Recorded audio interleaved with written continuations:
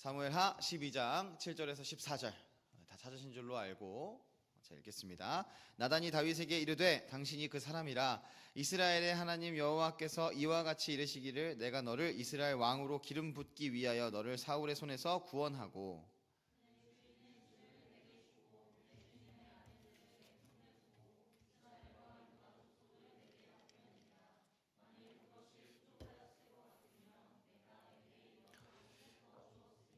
그러한데 어찌하여 내가 여호와의 말씀을 업신여기고 나 보기에 악을 행하였느냐. 내가 칼로 햇사람 우리아를 치되 암몬 자손의 칼로 죽이고 그의 아내를 빼앗아 내 아내로 삼았도다.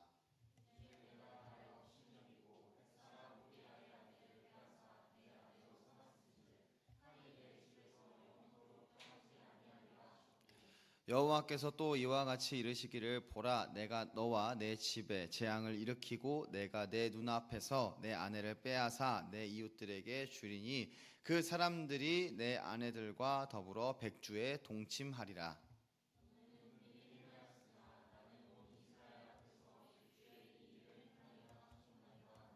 다윗이 나단에게 이르되 내가 여호와께 죄를 범하였노라 하매 나단이 다윗에게 말하되 여호와께서도 당신의 죄를 사하셨나니 당신이 죽지 아니하려니와. 다 같이 읽겠습니다.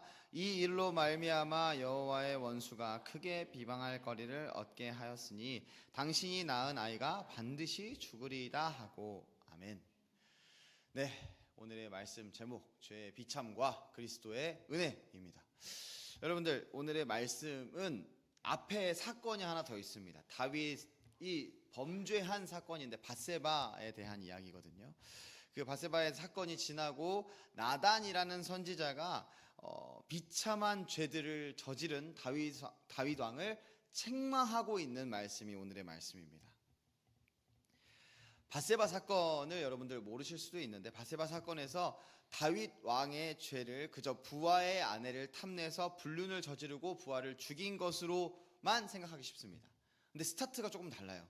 다윗 왕이 그냥 이제 부하의 아내를 탐해서가 스타트가 아닙니다. 그냥 우리 어디서부터 그의 죄가 시작이 됐는지 사무엘하 11장 1절 한번 찾아보겠습니다. 사무엘하 11장 1절입니다.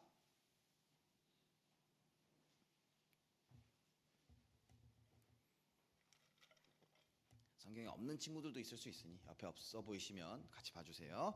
같이 읽겠습니다. 그 해가 돌아와 왕들이 출전할 때가 되매 다윗이 요압과 그에게 있는 그의 부하들과 온 이스라엘 군대를 보내니 그들이 암몬 자손을 멸하고 랍바를 에워쌌고 다윗은 예루살렘에 그대로 있더라. 아멘. 성경에서는 모든 말씀이 적힌 이유가 있습니다. 하나님이 우리에게 전하신 메시지 말씀이기 때문에 적힌 이유가 있어요. 근데 처음에 뭐라 그럽니까? 왕들이 출전할 때가 되매라고 합니다. 왕이 출전했어야 되는 거예요. 다윗은 나가지 않았습니다. 뭐라고 합니까? 다윗은 예루살렘에 그대로 있더라. 굳이 콕 집은 거예요. 다윗이 여기서 이러고 있다는 것을. 자신에게 맡겨진 삶에 열심을 다하지 않고 나태한 삶을 살고 있었다. 이게 다윗이 시작한 죄의 첫 번째입니다. 우리의 삶에 주어진 것들에 열심을 다하지 않는 것도 죄가 됨을 여기서 볼 수 있습니다. 여러분들, 나태하다라고 하는 건 그냥 게으르다를 이야기하는 게 아니에요. 이게 가끔 여러분들 오해할 수 있는데 쉴 땐 제대로 쉬어야 됩니다. 쉬는 거를 애매하게 쉬어가지고 와, 나 나태한 것 같은데 이러면서 애매하게 쉬는 것도 위험한 거예요. 하나님께서 쉬라고 쉬는 타이밍을 주실 수도 있어요. 근데 그 시간에 안 쉬고 다른 거 막 하다가 계속 지쳐 있으면 그것도 나태함입니다. 해야 할 것을 하지 않는 것, 눈앞에 있는 그 해야 할 것을 자꾸 회피하는 것을 나태함이라고 우리는 볼 수 있습니다. 그렇게 되면 어떻게 됩니까? 다른 거 하려고 하죠. 이것을 좀 비껴가려고 하죠. 그러면 어영부영하게 되고 자꾸 다른 부분을 찾게 돼요. 다른 것을 찾게 됩니다. 죄가 들어올 자리가 많아집니다. 내가 원래 해야 되는 그 루트가 아니라 다른 루트로 이렇게 막 곁눈질하고 하다 보니 여기서 내가 가야 될 길이 아니라 다른 죄가 섞여서 가야 될 길로 바뀌게 됩니다. 다윗이 그랬어요. 다윗이 이 나태함이 시작된 그 순간에 어디로 갑니까? 지붕으로 가요. 밤에. 원래는 어떻게 돼야 돼요? 전쟁에 있었으면 밤에 그러고 못 있어요. 긴장해 있어야 하죠. 근데 지금 나태해 있습니다. 자기가 해야 할 거 안 하고 있는 그 상황에서 거닐다가 목욕하는 밧세바를 보았습니다. 자, 내가 누군가를 보고 첫눈에 반했다. 이게 죄입니까? 다윗의 죄는 밧세바를 보고 반한 게 죄가 아닙니다. 당시는 일부일체제도 아니었기 때문에 다윗은 이미 결혼한 아내들이 있었습니다. 괜찮아요. 어쨌든 왕인데, 일국의 왕인데 원하는 여자를 그러니까 이렇게 얘기해서 이제 결혼할 수도 있죠. 근데 다윗이 데리러 가는 사환이 그러니까 왔을 때, 정보를 가지고 왔을 때 사환이 얘기해요. 우리 지금 전쟁에 나가 있는 우리야, 당신의 부하인 우리야의 아내다라고 이야기를 합니다. 근데 다윗은 그 사실을 알고, 유부녀인 걸 알고도 데리고 오라고 합니다. 그리고 동침합니다. 그 여인은 자신이 나가지 않은 그 전쟁에서 열심으로 싸우고 있는 충성스러운 부하 우리야의 아내입니다. 여러분들, 밧세바 동침하고 밧세바가 임신했어요. 근데 여기서도 멈추지 않아요. 다윗은 숨기려고 해요, 이 사실을. 그래서 우리야를 불러옵니다. 전쟁에서 전쟁하고 있는 우리야를 불러오는데 동침하게 하려고 했으나 우리야는 거절하는 모습을 보게 되죠. 자기 전우들이 싸우는 동안에 나만 집에 가서 쉴 수 없다를 이야기합니다. 그래서 이 우리야에게 편지를 들려보내요. 요압, 그 전쟁에서 대장인 요압에게, 자신의 부하이지만, 다윗의 부하이지만 그 전쟁을 자신을 대신해서 이제 지휘하고 있는 요압에게 이 우리야가 편지를 들고 가게 합니다. 무슨 편지냐? 이 우리야가 전쟁의 가장 위험한 지역으로 가서 죽게 만들어. 그래서 죽었습니다. 우리야는. 여러분들, 나태, 간음, 은폐, 시도, 그리고 살인, 다윗이 저지른 죄가 이 정도입니다. 여러분들, 하나님께서 이 모든 죄를 보고 있었고 나단을 보내십니다. 여러분들, 오늘 말씀 이전에 나단이 와서 이야기를 해요. 비유를 합니다. 다윗에게 말을 합니다. 부자가 많은 양떼를 가지고 있었어. 근데 가난한 자의 단 하나뿐인 양을 빼앗아서 자신 손님을 대접했어. 어떻게 합니까, 왕이요? 이야기를 합니다. 다윗은 어떻게 하냐? 분노해요. 데리고 오라고, 내가 죽여버리겠다고. 여러분들, 여기서 드러나는 게 뭐예요? 다윗은 자기가 그렇게 그 죄를 저지른지 모르고 있어요. 나단은 당신이 그 사람입니다 이야기합니다. 그리고 나단은 이렇게 이야기합니다. 7절 8절, 오늘 말씀 7절 8절 보겠습니다. 제가 읽을게요. 나단이 다윗에게 이르되 당신이 그 사람이라. 이스라엘의 하나님 여호와께서 이와 같이 이르시기를 내가 너를 이스라엘 왕으로 기름 붓기 위하여 너를 사울의 손에서 구원하고 내 주인의 집을 내게 주고 내 주인의 아내들을 내 품에 두고 이스라엘과 유다 족속을 내게 맡겼느니라. 만일 그것이 부족하였을 것 같으면 내가 내게 이것저것을 더 주었으리라. 여러분들, 하나님께서 다윗의 삶이 부유하다라는 것을 이야기하시는 거예요. 앞서 나단이 비유했죠. 부자가 이 가난한 자의 걸 뺏었다고. 다윗은 그 상황을 인지를 못했어요. 자기가 부자라는 사실을 인지를 못합니다. 그래서 하나님께서 일부러 말하신 거예요. 왕으로 기름 부으셨고 사울의 손에서 구원하셨고 사울의 집과 아내들, 이스라엘과 유다 전체를 다스리는 왕의 자리로 내가 너를 만들어줬어. 너한테 많은 걸 줬어. 근데 왜 가지지 못한 것을 탐내느냐라고 꾸짖으시는 겁니다.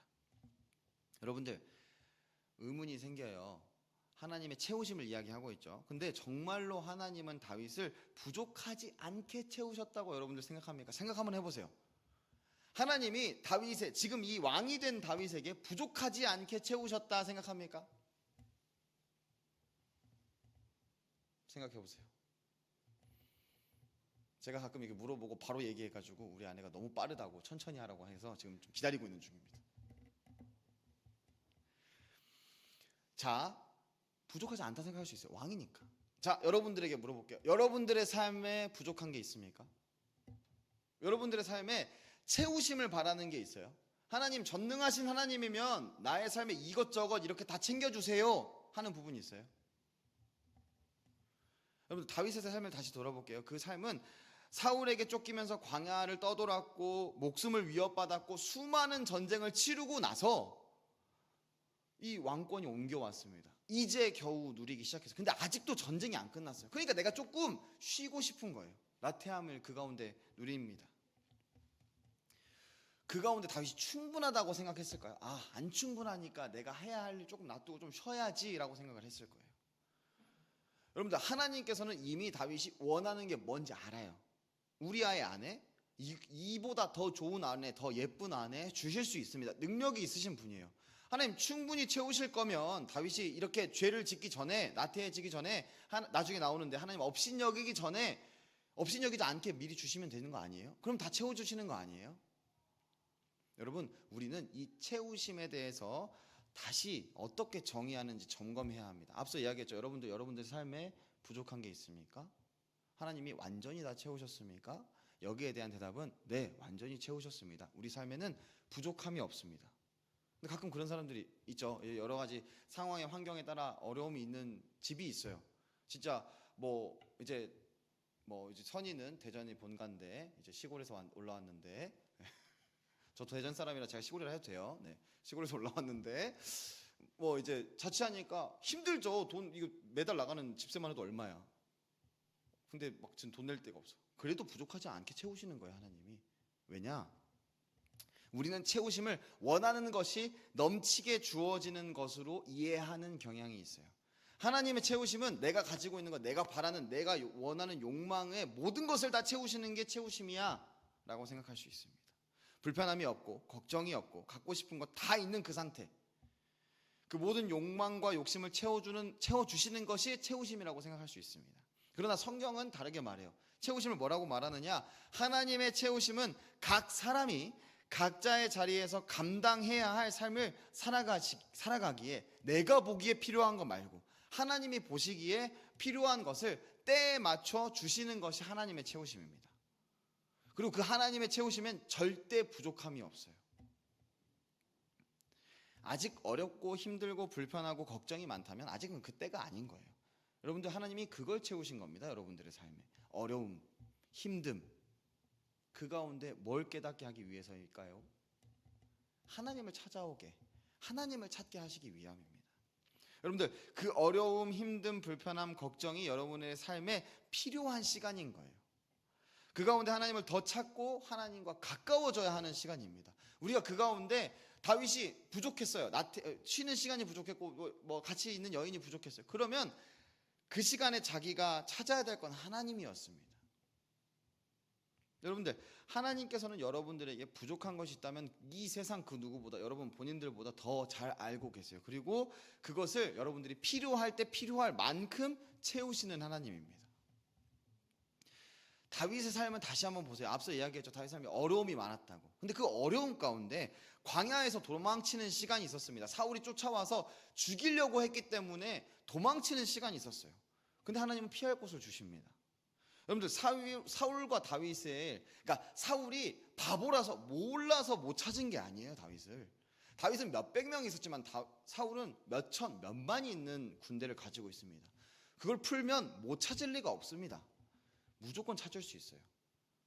이게 사울과 다윗의 규모가 어떤 정도냐면 탱크와 권총을 들고 있는 자가 싸우는 정도예요.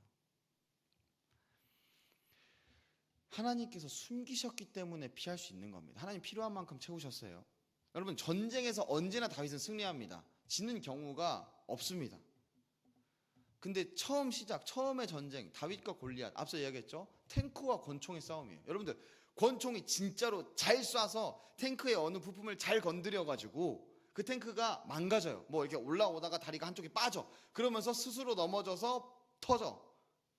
이렇게 이길 확률이 얼마나 돼요? 아주 미세할걸요.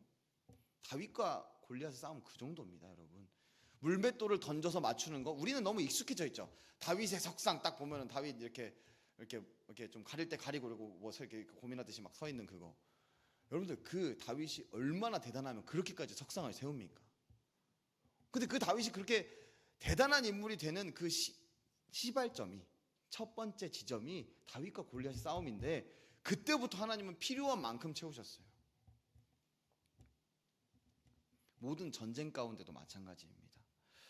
여러분, 우리를 봅시다. 우리 아까 얘기했죠. 여러분들 부족하지 않습니까? 채우실 부분이 필요해요? 당연히 필요하죠. 필요하지 않아야 된다라고 얘기한 게 아닙니다. 필요할 수 있어요. 근데 그걸 어디서 찾느냐? 하나님께 찾아야 한다는 말입니다. 여러분들, 우리가 태어날 좌표를 아주 조금만 바꾸면, 우리가 경도 위도 조금만 바꾸면 우리 북한에서 태어났어요. 그럼 여러분들 지금 내가 가지고 있는 이 부족한 삶, 북한 사람들에게는 아주 풍족한 삶입니다. 그들이 바라고 마지 않는 그 삶이에요. 너무 가지고 싶은 그 삶이에요. 예배 편하게 드릴 수 있고, 자기 여름에 되면 더운데 에어컨 틀 수 있고, 겨울이 되면 추운데 난방 틀 수 있고. 내가 원하는 것이, 지금 내가 원하는 것이 없다고 해서 하나님께서 채워주지 않으시는 것이 아닙니다. 우리의 욕심이 강한 거예요. 욕망이 강한 겁니다. 지금 내 상황이 힘들다고 해서 하나님께서 절대 외면하고 계시는 게 아닙니다. 하나님은 내가 지금 이 자리에 살아가기에 필요한 것을 이미 주시고 채우고 계십니다.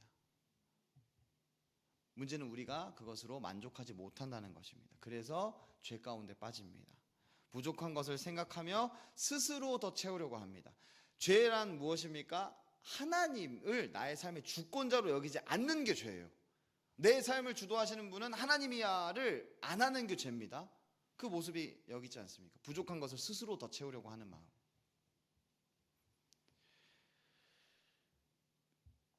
나단의 계속된 선포 안에서 하나님께서는 이러한 죄의 본질에 대해서 죄란 무엇일까? 죄의 본질은 어떤 것일까를 이야기하는데 9절의 말씀입니다. 9절의 말씀 한번 같이 읽겠습니다.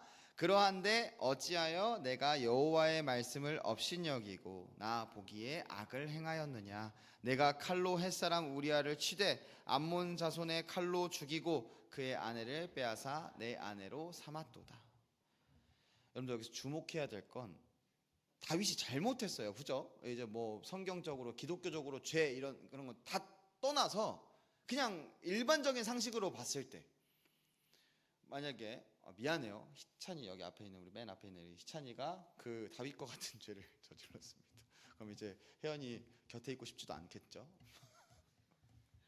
나쁜 놈이에요. 다윗이 아주 나쁜 놈입니다, 여러분. 근데 하나님은 여기서 누구한테 잘못했다 그럽니까?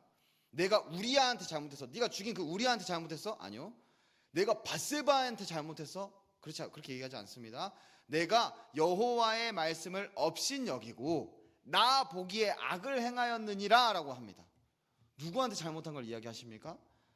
하나님한테 잘못한 걸 이야기합니다. 여러분들 죄의 본질은 사람을 향한 잘못이기 이전에 하나님을 향한 반역을 죄의 본질로 여깁니다. 그리고 그 죄의 본질은 어떤 단어로 표현돼요? 업신여김입니다. 업신여김.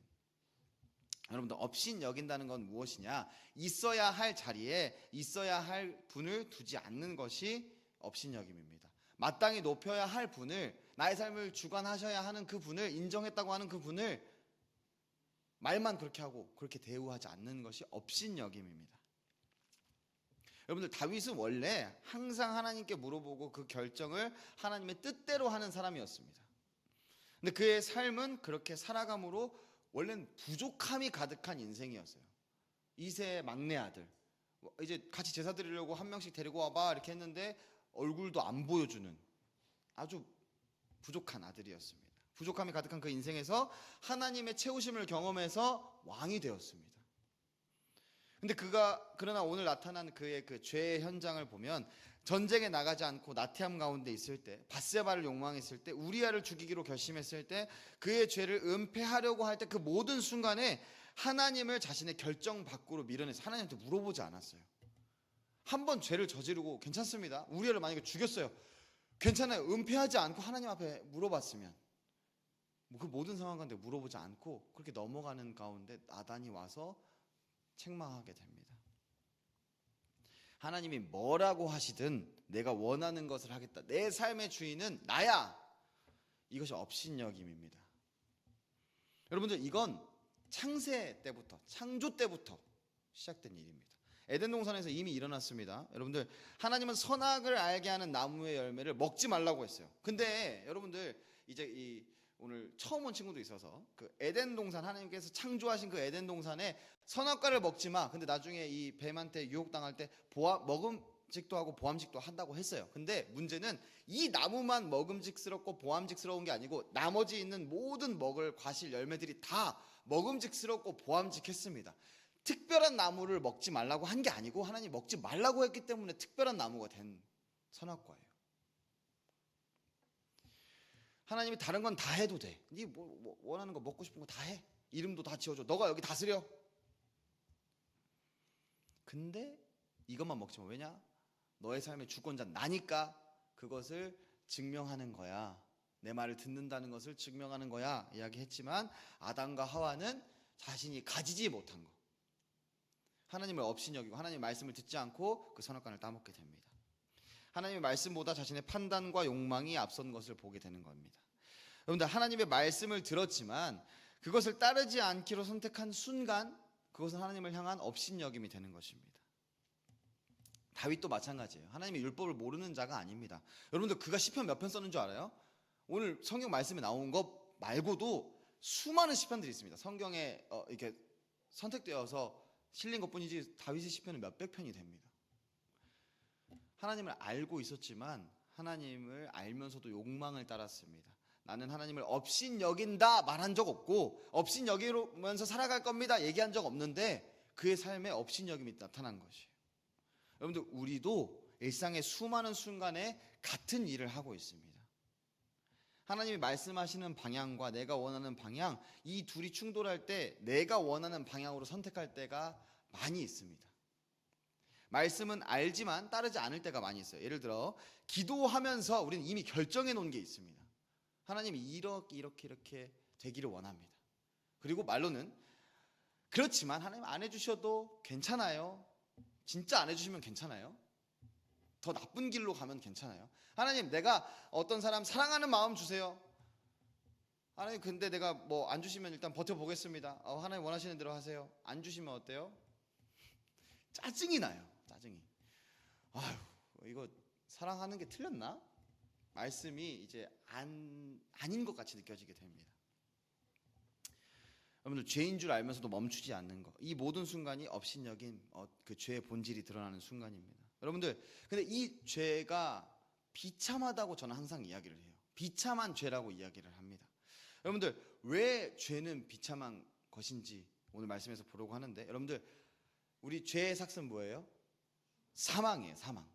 근데 이 사망이 여러분들 나중에 시간이 지나서 이제 그 죽음을 맞이할 그 순간에 죽는다 말고도, 여러분들, 그 값이 반드시 치러지고 이 사망이 우리 삶에 일하는 순간들이 있기 때문에 우리의 삶은 비참하다 할 수 있습니다. 여러분들, 죽음에 이르게 된다는 것도 죄의 값이지만 그 죄로 인해서 실제 삶의 고난도 우리는 보게 됩니다. 그 살아가는 그 삶이 실제로 죽음과 같은 삶이 됩니다. 차라리 죽었으면 좋겠다, 이 삶이 빨리 끝났으면 좋겠다라고 생각이 드는 그것이 죄의 비참함입니다. 여러분들, 아담과 하와 다시 한번 생각해 보세요. 아담과 하와의 삶에는 어떠한 비참함도 없었어요. 그냥 선악과 먹지 말고 나머지 다 해도 되고, 뭐 불편한 거 어려운 거 없고, 이 삶이 끝났으면 좋겠다, 죽었으면 좋겠다라고 생각했을까요? 아니요, 절대 그렇지 않습니다. 근데 죄를 지고 난 이후에, 그들이 범죄하고 난 이후에 각자 그 죄의 결과를 받게 됩니다. 여자는 해산하는 고통, 남편에게 복종, 남자는 땅에서 솟아나는 것들이, 먹을 것을 얻은 것들이 고통스럽게 만들 거다 이야기를 합니다. 비참한 꼴을 당하게 되죠. 그 삶이 그냥 기본적으로 비참하게 됩니다. 오늘 다윗도 마찬가지입니다. 비참한 꼴을 당하게 되는데 10절부터 12절 그리고 14절 말씀 보겠습니다. 하나님의 심판 선포가 이어지는데 10절부터 12절 그리고 14절의 말씀입니다. 제가 읽겠습니다. 이제 내가 나를 업신여기고 햇사람 우리아의 아내를 빼앗아 내 아내로 삼았은즉 칼이 내 집에서 영원토록 떠나지 아니하리라 하셨고, 여호와께서 또 이와 같이 이르시기를, 보라, 내가 너와 내 집에 재앙을 일으키고 내가 내 눈앞에서 내 아내를 빼앗아 내 이웃들에게 주리니 그 사람들이 내 아내들과 더불어 백주에 동침하리라. 너는 은밀히 행하였으나 나는 온 이스라엘 앞에서 백주에 이 일을 행하리라 하셨나이다 하니, 14절입니다. 이 일로 말미암아 여호와의 원수가 크게 비방할 거리를 얻게 하였으니 당신이 낳은 아이가 반드시 죽으리이다 하고. 여러분들, 죄의 대가가 아주 구체적으로 나오는데 세 가지로 봅니다. 첫 번째는 암몬 자손의 칼입니다. 여러분들, 우리아가 어떤 나라와 전쟁하다 죽었느냐? 암몬과 전쟁하다 죽었습니다. 칼이 내 집에서 영원히 떠나지 아니하리라. 우리아가 죽은 그 암몬 전쟁에서 암몬에게 죽고, 그 암몬 자손의 칼이 이제 다윗의 집에서 떠나지 않을 거다라고 이야기를 하는 겁니다. 실제적으로 다윗의 그 자손들, 그 왕이 된 자손들, 그리고 그 이스라엘 백성들은 계속해서 암몬 자손의 공격을 받습니다. 괴롭힘을 당합니다. 죄의 결과는 죄의 방식으로 돌아오는 모습을 보게 되는 것입니다. 다윗이 사용한 그 도구가 다윗을 향하게 되는 것을 보게 되는 것입니다. 여러분들, 단순히 인과응보로 생각하시면 안 됩니다. 하나님께서 죄의 결과를 그 죄와 연결하기 위하여 보여주시는 거예요. 이 죄를 저지르면 반드시 이것이 돌아온다라고 하는 어떤 공식을 이야기하는 것이 아닙니다. 하나님은 어떤 죄는 작게, 어떤 죄는 크게 다루시기도 합니다. 우리의 삶에서요. 실제로 내가 어떤 죄를 지으면 그 죄의 영역이 작게 다가오기도 하고 아예 안 다가오기도 하고 크게 다가오기도 합니다. 우리가 여기서 바라봐야 하는 것은 인과응보라는 개념이 아니라 죄의 값은 반드시 어떤 방식으로든 우리 삶에서 치러진다라는 것을 우리는 보려고 하는 겁니다. 두 번째는 이웃들입니다. 이웃들. 내가 내 아내들을 빼앗아 내 이웃에게 주리니라고 합니다. 다윗이 저지른 그 죄가 그 우리아의 아내를 빼앗은 것이었죠. 여러분들 이 이웃들이 누구냐? 이 다윗의 아내들이 실제로 다른 자들에게 빼앗기게 되거든요. 다른 자에게. 이 이웃이 누구냐? 다윗의 아들 압살롬입니다. 압살롬이 반역을 한번 해요. 그리고 나중에 죽음을 당하는데 반역을 함으로써 이제 예루살렘을 점령하여서 다윗의 후궁들과 백주에 낮에 동침합니다. 우리 22절 말씀 16장 22절인데요. 제가 읽을게요. 이에 사람들이 압살롬을 위하여 옥상에 장막을 치니 압살롬이 온 이스라엘 무리의 눈앞에서 그의 아버지의 후궁들과 더불어 동침하니라. 여러분들 압살롬이 그 성적으로 미쳐가지고 타락해가지고 그렇게 하는 게 아니라요. 왕의 후궁들을 취함으로써 내가 이 왕권을 정식으로 이어받았다. 내가 반역을 하긴 했지만 나는 왕권이 있는 자야라는 것을 드러내는 겁니다. 내가 왕이다를 드러내는 행위입니다.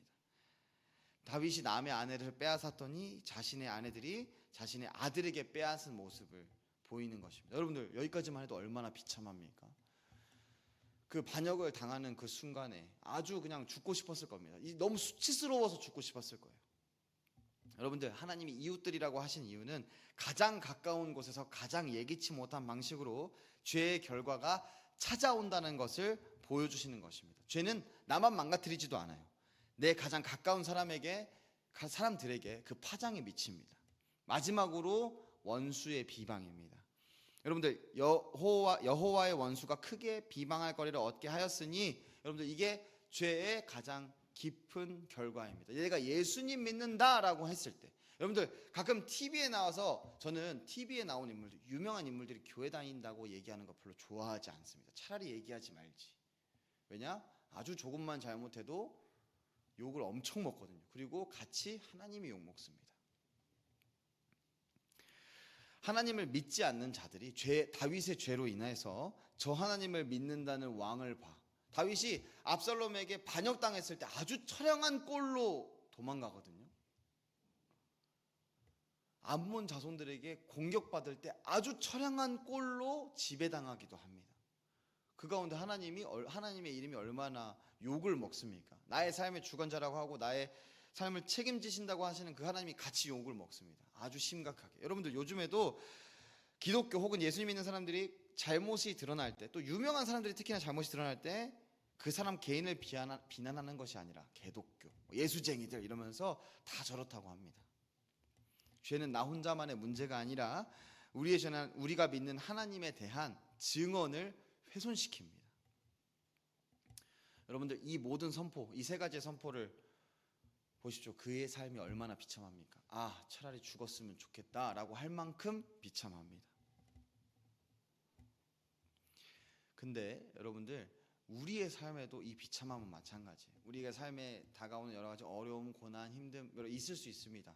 근데 그것이 하나님께서 실제적으로 우리의 삶을 이제 하나님에게 나아오게 하시기 위함도 있지만 정말로 우리가 죄 때문에 우리가 잘못한 것들 때문에 당하게 되는 그 상황들이 있어요.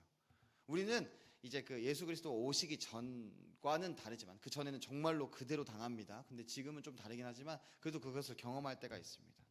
여러분들 이 가운데 이제 이 말씀 가운데 아주 은혜로운 장면이 하나 나옵니다. 우리가 소망을 품을 수 있는 우리가 예수님을 믿는다라고 하는 그 정수가 여기서 나와요. 자, 13절 말씀 우리 함께 읽겠습니다. 13절 말씀입니다. 같이 읽습니다. 다윗이 나단에게 이르되 내가 여호와께 죄를 범하였노라 하매 나단이 다윗에게 말하되 여호와께서도 당신의 죄를 사하셨나니 당신이 죽지 아니하려니와. 아멘. 여러분들 그냥 하나님이 죄를 사하셨네 이래서 은혜가 아니에요. 여러분 왜 은혜냐면 여러분들 이 성경, 그러니까 말씀의 그 범위, 그러니까 이 사건을 이야기한 범위, 밧세바 사건부터 시작해서 나단이 여기까지 와가지고 하는 그 범위가 굉장히 깁니다. 몇 장이 돼요. 근데 다윗이 여기서 딱 한마디예요. 내가 하나님께 범죄하였습니다. 범죄하였나이다. 그러니까 이 많은 것들이 사라집니다. 하나님께서 용서하신다고 그래요. 이 많은 것들을 굳이 드러낸 이유가 뭐예요? 이 사건들로 인해서 이 비참한 꼴을 당할 거야.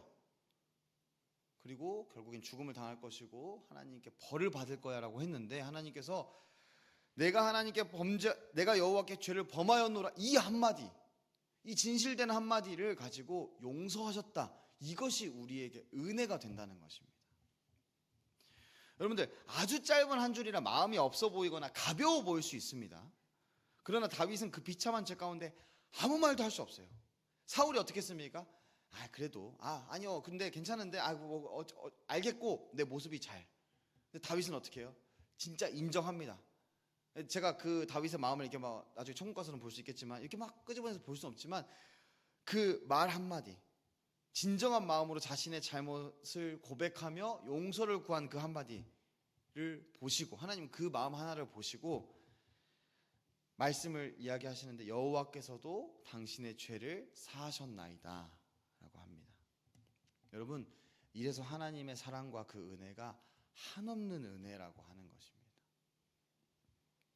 죄가 이렇게 많아서 비참한 가운데 빠져있는 자가 하나님 앞에 진실된 마음으로 용서를 구할 때, 다시 하나님을 업신여기지 않고 자신의 마음에 하나님의 자리를 돌려놓을 때, 하나님께서는 그 마음 하나를 보시고 용서해 주시는 겁니다. 여러분들, 다윗에게 임한 이 용서는 다윗의 시대로부터 장차 오실 예수 그리스도의 십자가에서 우리에게 더 큰 은혜로 실제가 됩니다. 여러분들, 이거 우리에게 실제예요. 원래 안 그랬으면요, 여러분들은 그 죄로 멸망당했을 거예요. 지금 여기까지 못 살았을 겁니다. 우린 다윗의 시대보다 더 많은 죄를 저지를 수 있는 시대입니다. 이미 우리는 죽음을 맞이했을 거예요. 예수 그리스도의 십자가의 사랑으로, 그 은혜로, 죄사함으로 우리는 이 땅 가운데 살아갈 수 있게 된 것입니다. 너무나 큰 은혜입니다. 여러분들, 하나님은 선하시기 없습니다. 하나님께서 그 악을 그냥 그대로 두시면 하나님의 선하심이 손상당해요. 이게 무슨 말이냐면, 하얗지만 검은 거 있습니까? 하얘요, 근데 요만큼 검어요. 이걸 하얗다고 이야기할 수 있습니까? 그럴 수 없어요.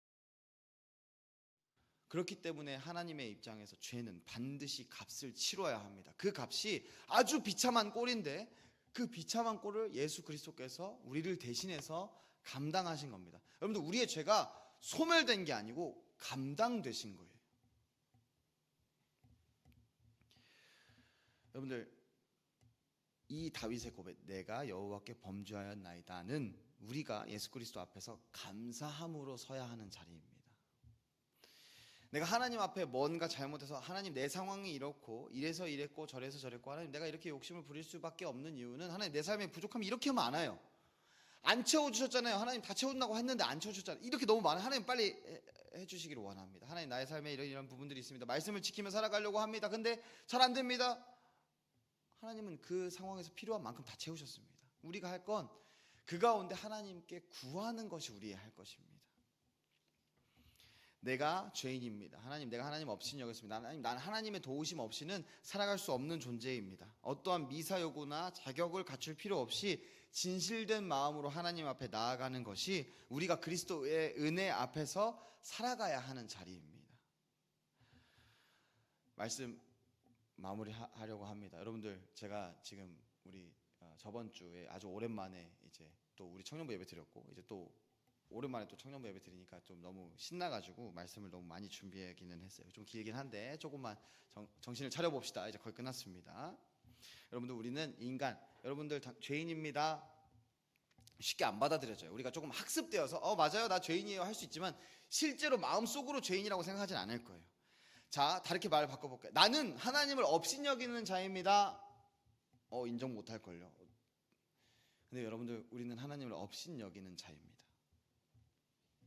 머리로는 아니라고 하지만, 안 하려고 하지만, 우리는 삶의 많은 영역들 가운데 하나님을 업신여길 수밖에 없어요. 그러면 여러분들 구약의 시대 예수 그리스도가 오시기 전에 우리는 어떻게 돼요?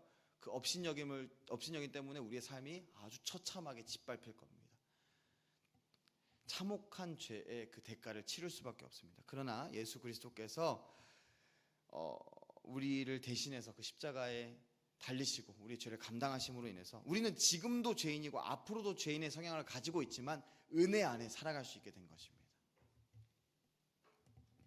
여러분들, 다윗은 어떤 위대한 자가, 어떤 특별한 자가 특별한 사건을 이야기한 것이 아닙니다. 오늘의 말씀은 우리의 삶에도 똑같은 일이 있다라는 것을 이야기하는 것입니다. 여러분들, 우리가 원하는 것을 하나님께서 언제나 다 주시지 않을 수 있습니다.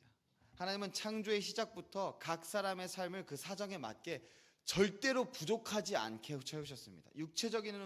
육체적으로 보이는 것들뿐만이 아니고 마음적인 것들도, 시간으로도, 감정으로도 여러분들 절대 부족하게 채우시지 않으셨어요. 여러분들의 삶에 딱 필요한 만큼 채우셨습니다. 그러나 그 가운데 우리가 원하시는 것을 다 주시지 않으실 수도 있습니다. 우리가 바라는 방식으로 주시지 않을 수도 있습니다. 그러나 하나님은 우리가 지금 이 자리에 살아가기에 필요한, 하나님 앞에서 살아가기에 필요한 모든 것들을 채우십니다. 그 가운데 우리가 넘어서게 되는 것, 하나님의 채우심 밖을 욕망하게 되는 것, 이것이 업신여김이고 죄인데 우리는 이것을 어쩔 수 없이 범하는 자들일 수밖에 없습니다. 그러나 우리가 하나님 앞에서 떳떳하게 우리가 그 죄의 결과값을 받지 않고 살아갈 수 있는 이유는 예수 그리스도의 십자가 때문입니다. 줄이려고 하니까 조금 어렵네요. 우리에게는 다윗보다 더 명확하고 더 큰 은혜가 주어졌습니다. 다윗은 장차 오실 그리스도를 바라봤지만 우리는 이미 오신 그리스도를 알고 믿고 의지하며 살아가게 됩니다. 이제 우리가 해야 될 일은 무엇일까요? 죄를 짓지 않는 거 안 된다고 이야기했습니다. 우리는 어쩔 수 없이 죄를 짓는 존재들입니다. 그것을 인정하고 하나님 앞에 나아오는 겁니다. 앞서 이야기했죠. 다윗이 하나하나 죄가 계속 더해져 갈 때 그 중간에라도 하나님한테 물어봤으면 거기서 멈췄을 거예요. 뭐 결과값을 받긴 했겠지만 그럼에도 회복이 있었을 것입니다. 우리가 해야 될 것도 마찬가지입니다. 여러분들, 내가 여호와께 범죄하였나이다 고백하면서 하나님 앞에 나아오는 것이 우리의 삶에 필요합니다. 우리 삶의 모든 순간들 가운데 하나님을 찾는 것이 중요합니다. 그렇기 때문에 예배에 나오고 기도하고 말씀 보고 우리 이렇게 교제하고, 여러분들 교회 안에서 교제하는 거 제일 중요한 거 첫 번째 뭔지 아세요? 즐거운 것도 맞거든요. 근데 여러분들 이 안에서 하나님 얘기하셔야 돼요. 그게 즐거워야 됩니다. 세상 밖에서 하나님 얘기하면서 즐거울 수 있습니까? 쉽지 않아요. 근데 우리는 여호와 안에서 하나님 얘기하면서 즐거울 수 있습니다. 해보세요. 안 해보고 안 즐겁다 이렇게 이야기하지 마시고 해보세요. 여러분, 우리가 그것이 궁극적인 교제입니다. 우리 이 교회 안에서. 사랑하는 여러분, 하나님 앞에 자신의 연약함을 깨달아 알고 변화된 삶을 살아가는 여러분들이 되기를 주님의 이름으로 축복합니다. 하나님 앞에 내가 죄인입니다 고백하는 자는 절대로 변화하지 않을 수 없어요. 나 잘못했습니다. 사이코패스도 아니고 바로 돌아서서 바로 똑같은 죄를 저지르는 건 이상한 존재잖아요. 제가 범죄였습니다 하고 바로 안 고쳐지는 건 괜찮습니다. 그러나 노력할 거예요. 진심을 다하여 하나님 앞에 고백하였다면. 그렇게 살아가는, 변화된 삶을 살아가는 여러분들이 되시기를 바랍니다. 언제나 하나님 앞에 나오는 여러분들이 되시기를